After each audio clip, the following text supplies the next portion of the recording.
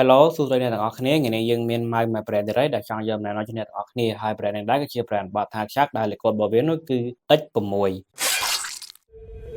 ហើយសម្រាប់ My Brand នេះដែរគឺទាំងអស់គ្នាអាចយកទៅប្រើប្រាស់ជាប្រចាំថ្ងៃបានមិនថាលេងហ្គេមឬមួយក៏ធ្វើការជាដើមអញ្ចឹងយើងនឹងមកដឹងពី spec របស់ My នេះបន្តិច My នេះដែរតើគុណរបស់វានោះគឺត្រឹមតែ49ក្រាមតែប៉ុណ្ណោះគឺវាស្រាលខ្លាំងមែនតើហើយបើមើលរាងវាក៏ទូចដែរហើយមាន DPI 26000 DPI 1K polling rate ប្រើប្រាស់ជាមួយនឹង sensor port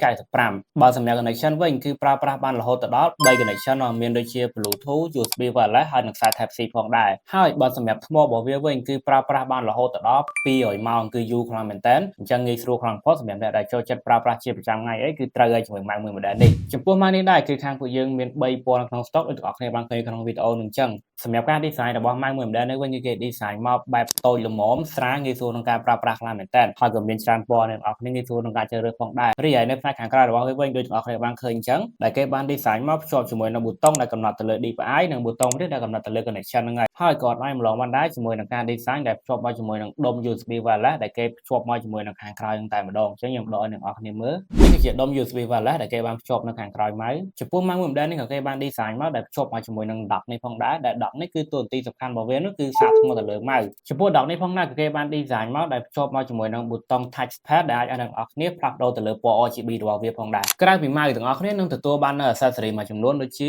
ខ្សែ Type C ចំនួន1 sticker ចំនួន2បន្ទះ extra sketch ចំនួន1និងចុងក្រោយគេនោះគឺសៀវភៅណែនាំចំនួន1ផងដែរហើយដែលខ្ញុំស្រឡាញ់ពី Mac មួយ model នេះគឺការ design របស់វាមានភាពស្រាលតូចល្មមងាយស្រួលក្នុងការប្រើប្រាស់ហើយបើថ្មរបស់វានោះគឺប្រើប្រាស់បានយូរមកខ្លាំងមែនតើហើយអីដែលកាន់តែពិសេសនោះគឺវាបានភ្ជាប់មកជាមួយនឹង dock ដែលអាចសាកថ្ម mouse នេះបានទៀតផងចំពោះ Mac មួយ model នេះដែរក៏ខាងពួកយើងមាន warranty ជូនអ្នកទាំងអស់គ្នាផងដែរពីមួយអាទិត្យរហូតដល់1ឆ្នាំបើនិយាយពីតម្លៃវិញត្រឹមតែ$39តែប៉ុណ្ណោះអញ្ចឹងអរគុណអ្នកទាំងអស់គ្នាសម្រាប់ការទស្សនាជួបគ្នានៅវីដេអូក្រោយបាយបាយ